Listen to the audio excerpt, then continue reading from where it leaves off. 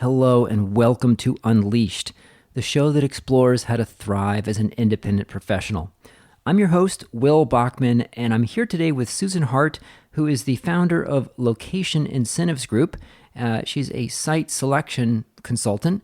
Susan, welcome to the show. Thank you. Thanks for having me. So when we were chatting before I hit record here, you were telling me that you've been doing this for so long that it kind of surprised you that it would be news to anyone. And I was saying, like, I've never even knew that this world of site selection even existed. Maybe just start by saying, like, what does a site selection consultant do? Right. So mainly we assist our clients in the site selection process, determining what their location drivers are for establishing either new operations or maybe expanding a business where they are or relocating to another site. I think most organizations recognize that geography is really a key driver of corporate performance, and it can affect your a company's P&L, their ability to attract and retain talent, efficiently service their customers. So location and geography are actually a very important tool that a company can leverage to its advantage.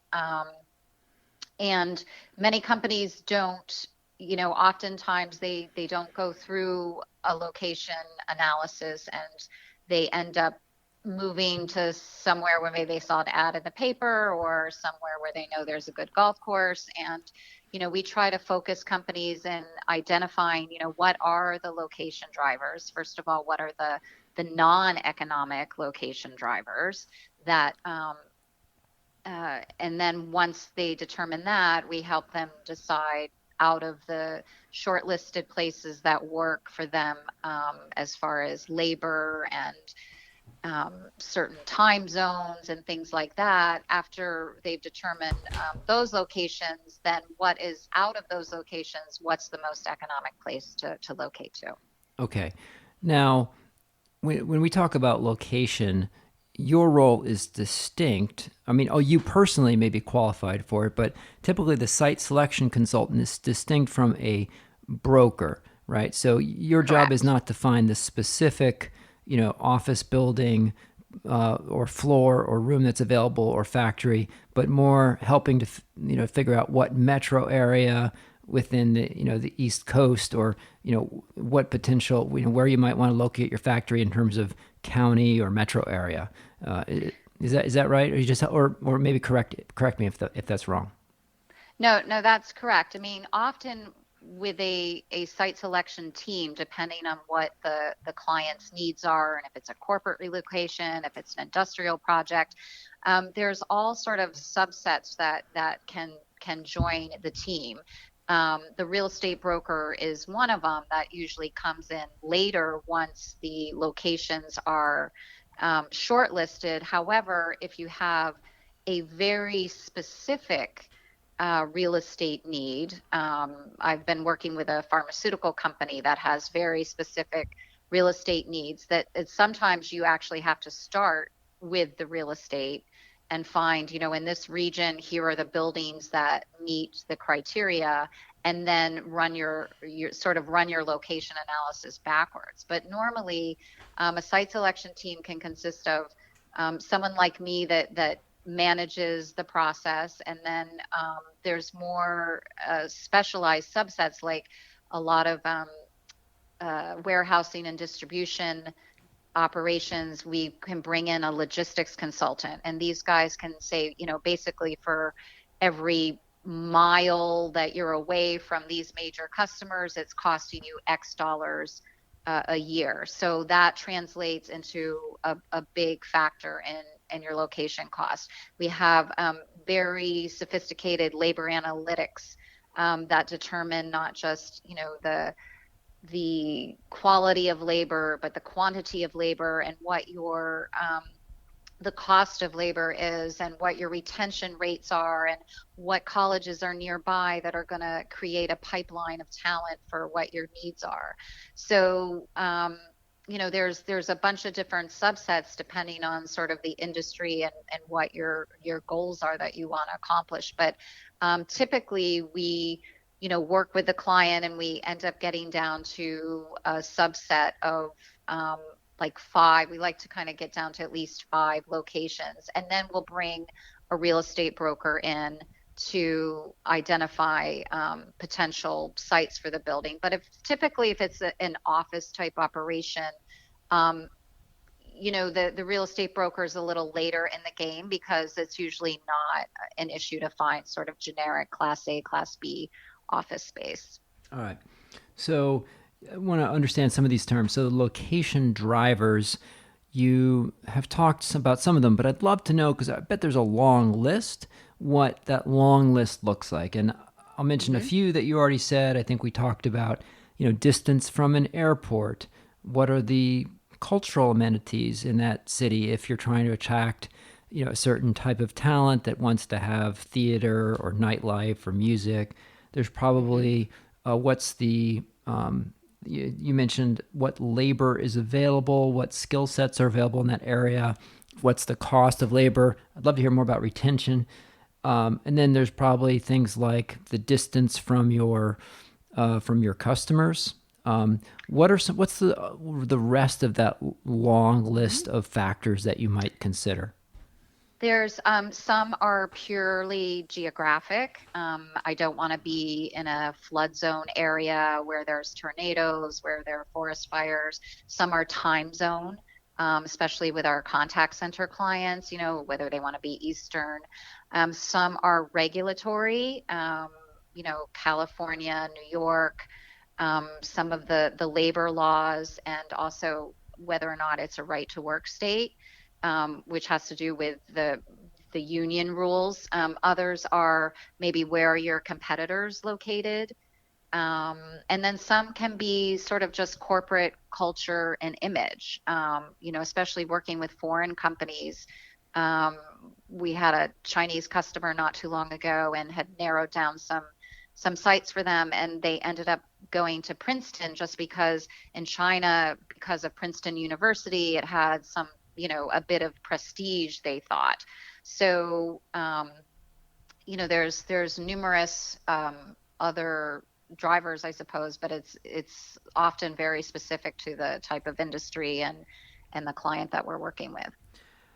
What are the sort of data sets out there that are available, or subscription services, or that let you know about this labor analytics? I'd love to hear what sorts of information are available that you can find out what skills are available by city. That's kind of news to me. I'd love to hear more about that.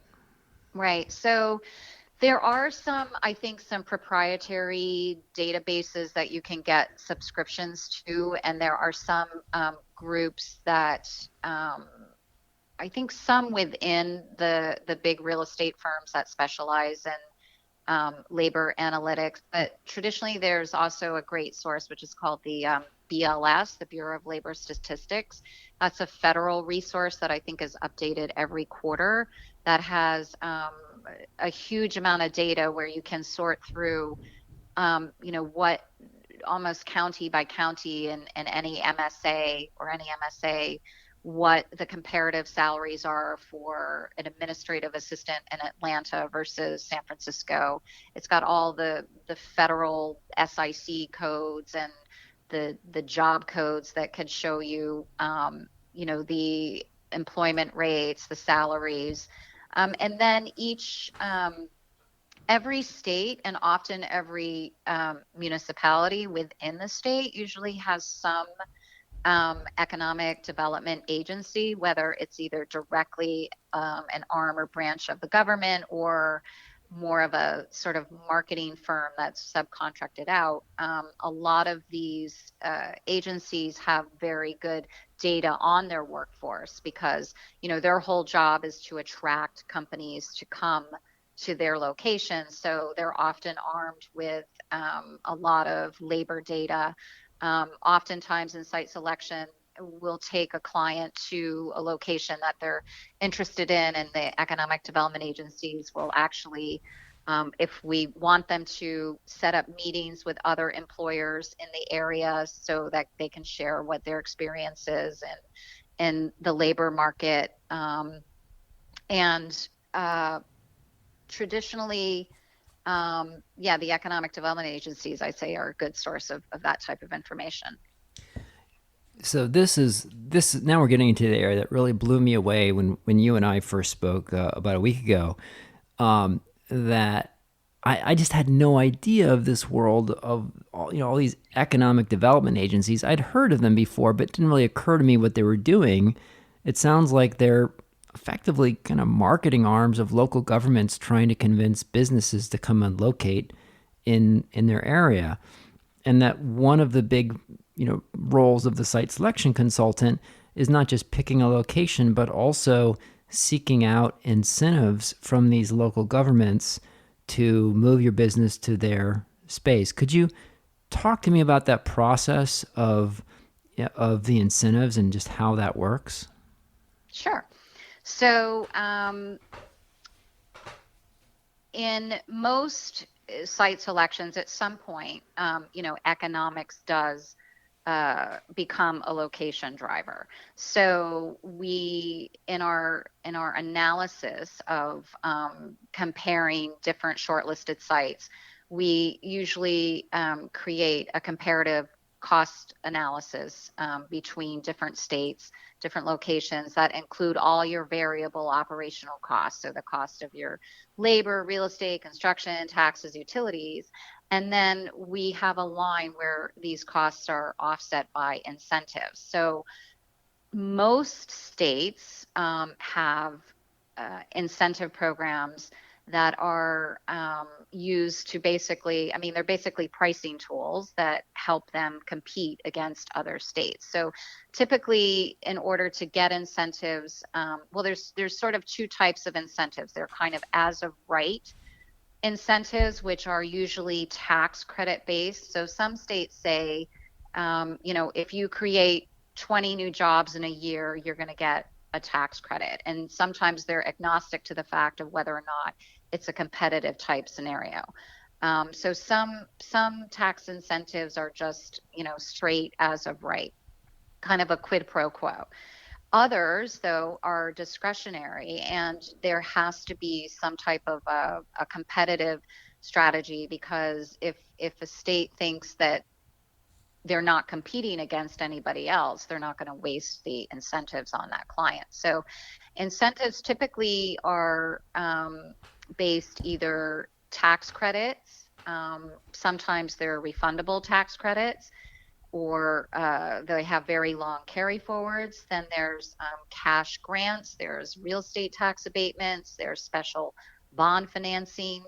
Some agencies sort of partner with the local agency, and will sort of lead the process. So if I call one state up and say, I've got a client and we're looking in your area and we're bringing 300 jobs, and here's the area that we're looking at, they will then bring in the county and sort of make a pitch together, and submit an incentive package. Often we then take those incentives and we look at them and try to evaluate them, not just on the economic value, but sort of on the qualitative value, in that, is it going to take you 10 years to realize these incentives because they're all tax credit based, and it's going to take you, 3 years to become profitable? How reliable is the funding source? Is this incentive that you say you're going to give me, a cash grant every year for the next 10 years? What happens when the new governor comes in, and is that incentive still going to be around, or does it have to be allocated in a budget every year? So we look at sort of all the different scenarios, and often things too that aren't on the books. So I remember I had a client in the past where there was a regulatory tax regulatory issue about where income was earned.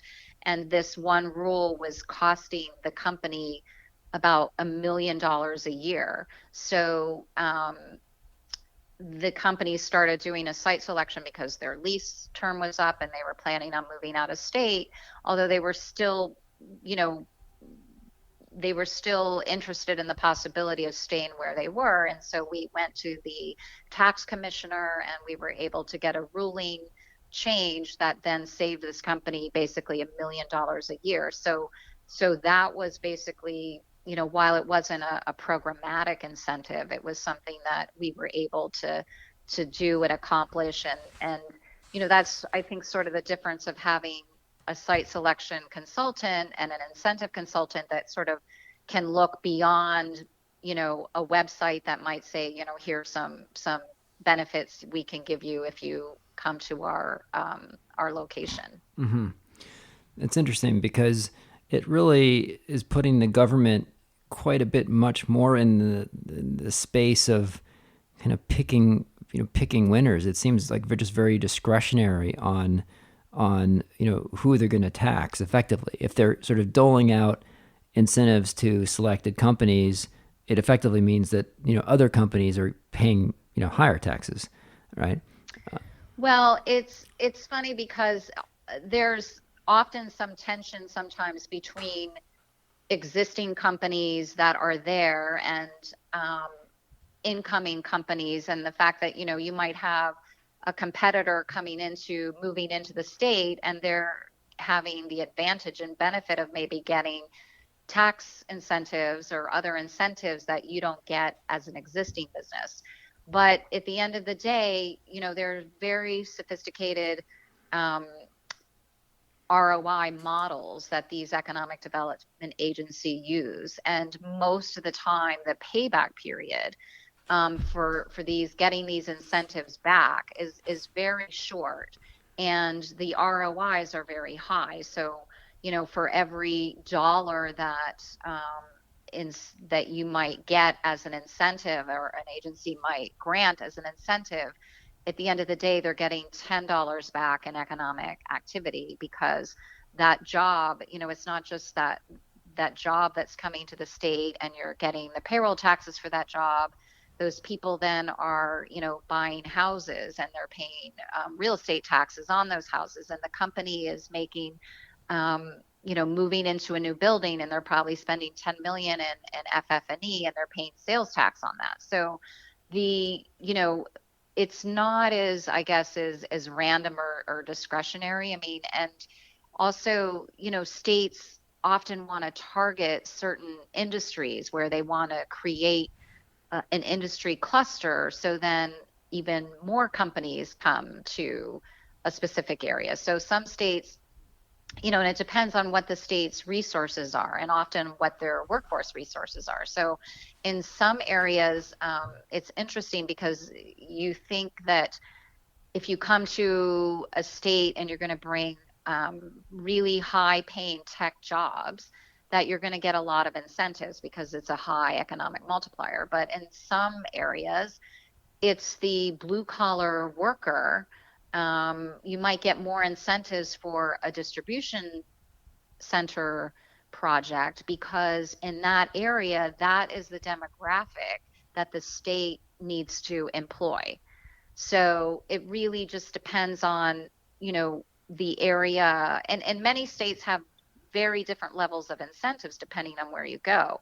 For instance, in North Carolina, I think there's like three major tiers. So all the counties are classified in either tier 1, 2, or 3.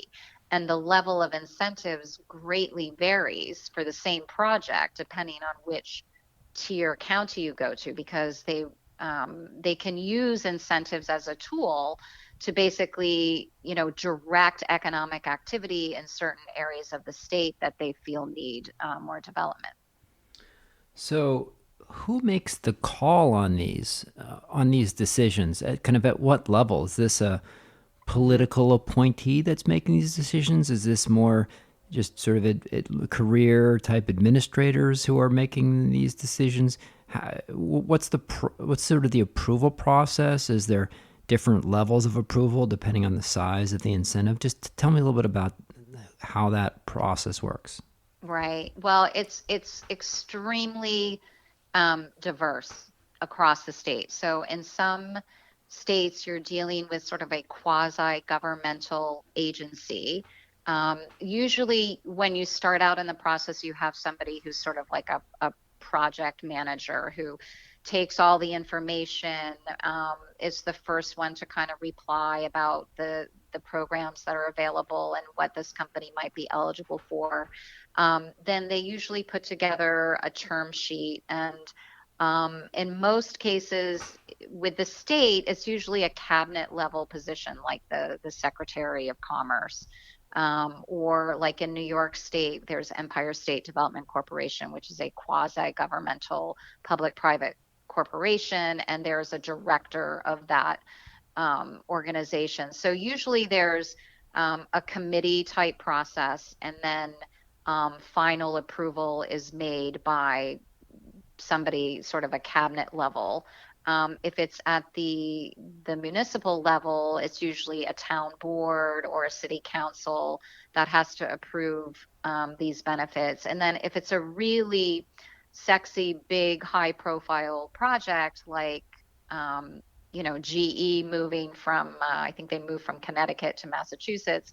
Oftentimes it's at the governor level that's involved, and the economic development agencies will use sort of that political star power when they need to, and offer to, take the client out to dinner with the governor or host events or fam tours. And some economic development agencies are very aggressive in their marketing and attraction efforts, and are constantly in contact with people like me, telling them about their latest programs or the latest wins that they've had. And, I would say at least 10 states usually have a governor come to New York and host a lunch or a dinner with site selection consultants like me, to again sort of raise attention to their states and encourage us to make sure we keep their state on the radar, and that they're going to be open for business and want us to direct our clients and to consider that location. How much are we talking about in terms of dollars per job that's created, quote unquote, Hmm. created? I'm really curious to hear about that. Like, let's take sort of blue collar jobs, transportation center. What sort of give back or incentive would be the range of what you might typically see for that? That's really tough to say, again, because it's so diverse. In For instance, in New Jersey used to have a program that has recently expired. But if you created a job in Camden, it didn't matter what the salary was. But Camden was an area, for instance, that New Jersey really wanted to focus more economic development, and you could get up to $15,000 per job every year for 10 years and a refundable tax credit. Other areas you could go with that type of job and get zero incentives. So it's extremely diverse. Again, it depends on, not just what state you're going to, but what state, you know, within that state, the area that you're going to. Um, and like I said, in some states have no incentives because what we try to do is not get the client to be solely focused on incentives, but make them understand at the end of the day, incentives are just economics and they're just cost offsets. So you may have one jurisdiction where the incentives are really high, but the overall cost of business are as well. Versus you may look at another state where there are zero or very little incentives, but there's sort of built-in incentives in that it's low cost, and they don't, the state isn't going to give you a corporate income tax credit as an incentive because they don't have any corporate income tax in that state. Right. So it really just it's really diverse. So it's kind of hard to say. I mean, I have a heat map of areas that generally have high incentives. Some area like California, the state of Washington, Oregon, like typically not very practically zero incentives. And a lot of that is also because those states don't really have high unemployment. They have very, very low vacancy rates in their real estate. They're very tight. The labor market's very tight. So the state doesn't see a need to offer incentives because they're like, we have this, great place already, and that if you're in tech and you want to be in the game, you're going to be in Silicon Valley regardless. And you want to use incentives to really help drive a location decision, as opposed to a company that they have to be there anyway because that's where all their customers are and that's where the talent is. So to deploy incentives for a company in an area that you feel that they really going to have to be in anyway, then it's sort of a waste of resources. Sure. Now, my understanding is that a common practice in the site selection consultant industry is that the site selection consultants will kind of do they won't charge a fixed fee or a kind of time and materials, but will instead get compensated based on a percentage of the incentives that they obtain. Is that correct? Yes, I think it's industry standard when you're doing sort of a typical incentive uh, transaction or a typical site selection where that the company is going to want to pursue incentives, and you feel that the areas that they're looking, that there is going to be some significant incentive opportunity. What we will do is basically, run the site selection process and do all the comparative analysis and bring in the labor analytics or the logistics team, and then um, take our fees based on the level of incentives that we negotiate for our clients. So at the end of the day, it's kind of a win-win in the sense of they're only going to pay a fee for a net positive benefit. So if we end up not getting any incentives for the project, then the company doesn't owe us anything. But a lot of times people like for us to have a little skin and a little risk in that game as well. So now the corporate real estate executive can go back and say, we found this great location, and to boot, we're getting $5 million a year in incentives, and they just pay the site selection team or consultant then a portion of the value of the benefits that they negotiate. So it works for us. It makes us do our job a little harder because we're our interests are aligned in getting the best deals for our clients. Yeah. I guess if I were a CEO of a company hiring a site selection consultant, I might be concerned to say, well, wait a minute. There's some areas, there's some states that don't really offer incentives, right?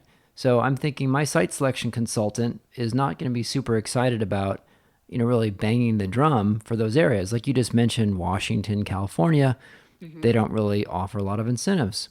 So I would say, well, geez, I mean, a rational site selection consultant is not going to really, you know, do everything they can to bubble those areas to the top of the list. They might begrudgingly include them. I might say instead, look, let's look at my total cost of ownership of my real estate, of my taxes, of my employee labor, of these things that depend on the location. And let's say it's $100 million over the next 10 years. We're going to forecast what those total costs are going to be based on the local wage rates, on the local taxes, less any incentives, plus the local rents in the place that we find. And I will give you site selection consultant a percent of the difference if it's less. So if we land at 92 million forecast over the next 10 years, that's 8 million savings. I'll give you whatever, 10% of that or 5% of that. But I'd be concerned about giving a percent of just the incentives, because you might end up finding me a place that gives me like great incentives, $10 million in incentives, but the place is going to be, total cost is going to be 120 million. So I net out the 10 million of incentives, but I'm still paying more than I do today. It seems that like incentives aren't aligned. To tell me a little bit about how companies, I'm not like a genius to think of that. It's kind of common sense. So other companies must also react that way to the pricing structure. What's your reaction to that? I would say it's not really an issue because our analysis and the presentation that we give is all data driven. So there's not a way to sort of pull the wool over somebody's eyes. I mean, when we present our analysis, so if we've got it down to 3 locations, we, present this very detailed comparative cost analysis that has all the variable operational costs. So we say, in site A, B, and C, here's the cost of your real estate, here's the cost of your labor, your construction, your taxes, everything.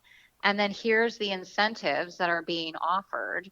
And that number's one line on the spreadsheet basically. And then you have a bottom line number for A, B, and C. So we're not driving that decision towards, from a subjective standpoint of, go here or there because the incentives are good. I mean, we present the data behind it. So if it ends up that and it definitely happens. It may be that a location that is not offering incentives is the lower cost and the preferred location, and we end up not getting paid.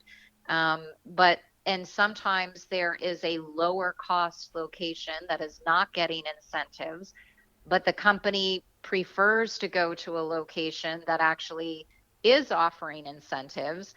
I think because there is a little bit, I mean, maybe not solely, but I think there is sort of a non-quantitative value to incentives that it makes a company feel good that a state or a location wants them bad enough that they're willing to compete for them, and they're willing to give them money to come there, and it shows that they value that company's presence and the jobs that they're bringing, and that has some, I think, psychological value to other states that say, we don't care that you're bringing 500 jobs, we don't we're low cost anyway, no, we're not going to give you any incentives. So, there's not really a risk that we're going to kind of steer a client towards an incentive rich location because we want to get a bigger fee, because it's all, data driven. So there's, it's really, and we discuss that, thoroughly too with our clients, and, you know, discuss sort of not just the quantity of incentives, but the quality of them, as I discussed before. And at the end of the day, we want our clients to be happy, and we want repeat business. So we're not just totally fee driven. So I know there have been times where there are states that just offer you a heap of incentives, and a lot of times the programs aren't reliable. There's so much red tape. You've got to do so much paperwork and monitoring and compliance, and build your job prevailing wage and everything to get this one benefit, versus there's another location that maybe the benefits aren't as great, but there's not as many strings attached. And so we have these discussions with our clients so that they can make a better informed decision based on their project and their needs. How much influence do elected officials have on this process? And, if you're a big political donor and you're friends with the governor or the commissioner or whatever, I mean, are people getting kind of, good deals if they're, among the platinum bundler Yeah. high ranking kind of donors. Do you ever see that kind of thing happening? I think it used to happen more in the past, and now because of Sarbanes-Oxley and um, just to avoid the appearance of conflicts of interest and things like that, that most economic development agencies sort of have a process of approval and have certain programmatic parameters which say, incentives can't exceed X amount of jobs. And in order, a lot of incentive calculations are formulaic. So it takes sort of the opportunity away for sort of, backroom deals and things like that. I mean, that's not to say um, there aren't political players that try to get involved or influence the situation. But like I said, most programs have very specific parameters which are really put in place to try to, eliminate any opportunity for funny business. Could you walk us through at the very detailed level, how the process works? Let's say you've picked two or three metro areas, and the so now you're going to start your incentive discussion. Like, Hmm. who would you approach? Let's say you're looking at, I don't know, St. Louis and Tampa Bay, Florida. So Right. who would you approach? How long does the process take? What's the approval look like? Just how much do you have to submit? Is it just sort of a one-page form? Is it 10,000 pages of documentation? Like, what's it look like in practice? Right. Well, I would say again, there's a wide variety depending on where you're going, but typically, I would reach out to a contact at the state level and let them know, I have a client with this project. We're considering their state, and then either that state official would bring in the local or municipal contact. And we would basically send them a project profile, which has all the well, typically it's a lot of times we present it sort of in an RFP type format. So we're basically, okay, we have this amount of jobs and these are the salaries and here's the timing and here's the capital investment and this is the industry and this is the ramp up schedule of the jobs and these are the payroll taxes we're expected to pay, and we do it almost like in an RFP format. And then the EDA will usually reach back to us to fill out some general kind of application type materials.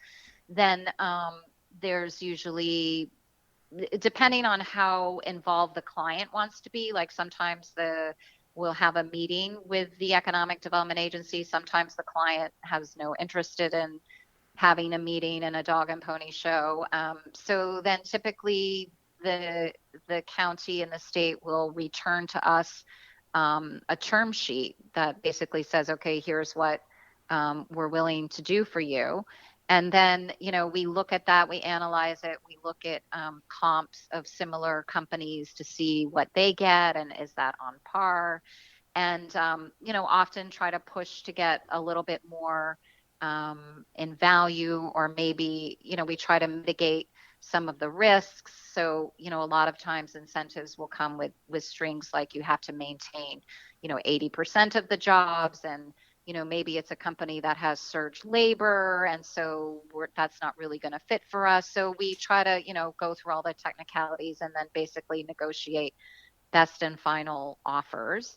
And then usually the client, we try to start this process. We say at a minimum of 90 days before a company wants to sign a lease or sign a contract.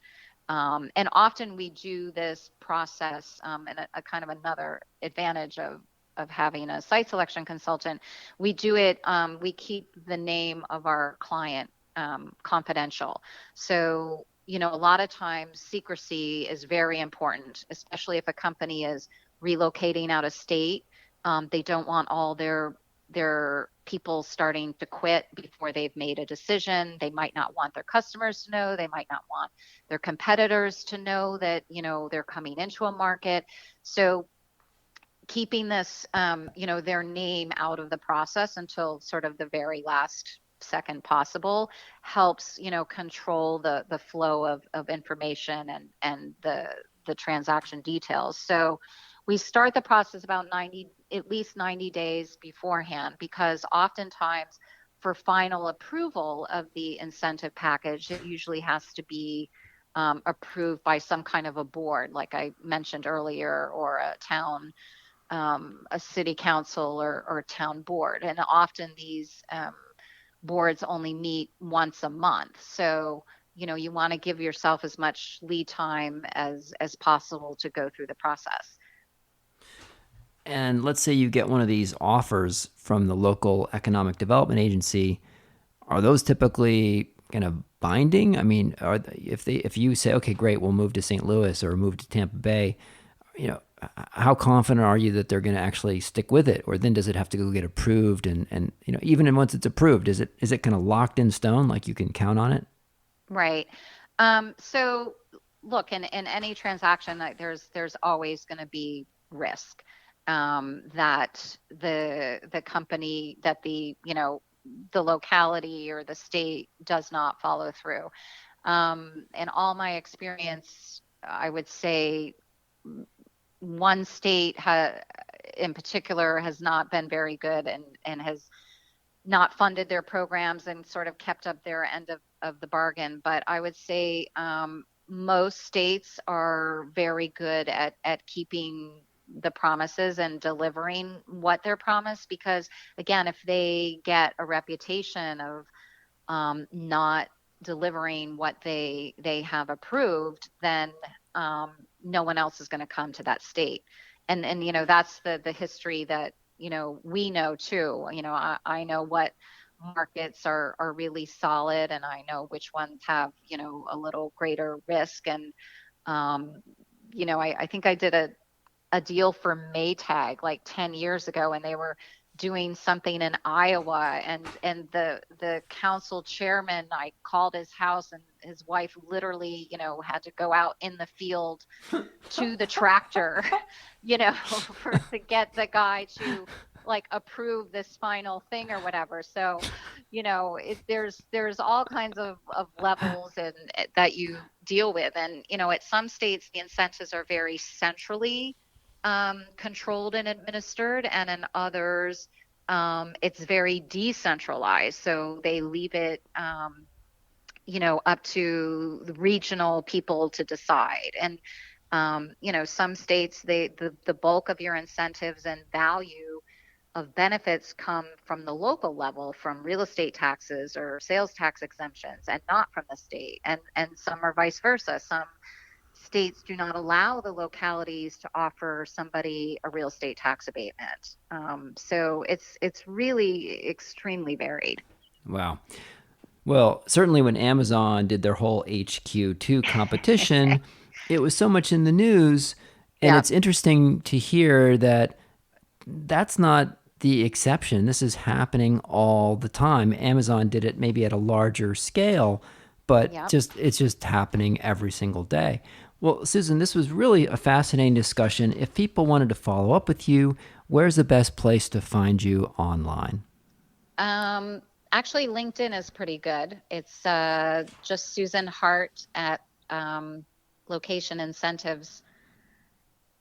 If you type that in, my name will come up. Great. And we'll include the link to your LinkedIn profile in the show Okay, notes. So, cool. Susan, it was amazing having you on the show. Thank you so much for joining. Okay, thanks, Will.